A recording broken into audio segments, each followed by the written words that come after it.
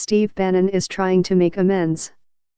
Faced with a growing backlash, President Donald Trump's former chief strategist released a statement Sunday reaffirming his support for the commander-in-chief and praising Trump's eldest son as both a patriot and a good man.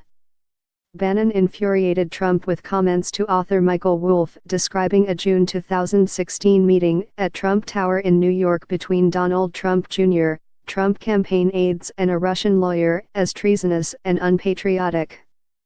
But Bannon said Sunday his description was aimed at former Trump campaign chairman Paul Manafort, who also attended the meeting, and not Trump's son. I regret that my delay in responding to the inaccurate reporting regarding Don Jr. has diverted attention from the president's historical accomplishments in the first year of his presidency, Bannon said in the statement, first obtained by the news site Axios. Bannon said his support for Trump and his agenda was unwavering. Hours before the statement came out, administration officials used appearances on the Sunday news shows to rally behind Trump and try to undermine Wolff's fire and fury inside the Trump White House, which portrays the 45th president as a leader who doesn't understand the weight of his office and whose competence is questioned by aides. Chief Policy Advisor Stephen Miller, in a combative appearance on CNN, described the book as nothing but a pile of trash through and through. He also criticized Bannon, who is quoted at length by Wolff, saying it was tragic and unfortunate that Bannon would make these grotesque comments so out of touch with reality and obviously so vindictive. Plainly agitated by a new book portraying him as dysfunctional, President Donald Trump is bemoaning his country's very weak libel laws and making the case that he's really smart and, indeed, a very stable genius. Trump's defense of his mental fitness in a series of tweets was a singular.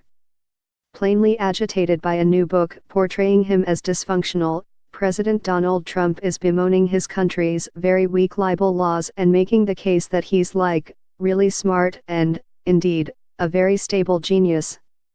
Trump's defense of his mental fitness in a series of tweets was a singular. CIA Director Mike Pompeo said Trump was completely fit to lead the country, pausing before answering because, he said on Fox News Sunday, it was such a ludicrous question.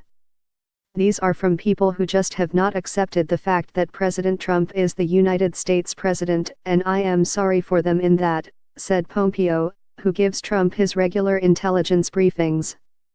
Nikki Haley, the U.S. ambassador to the United Nations, said that she is at the White House once a week, and no one questions the stability of the president.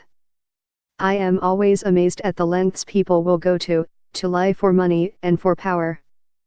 This is like taking it to a whole new low, she told ABC's This Week. To Miller, the portrayal of the president in the book is so contrary to reality, to the experience of those who work with him.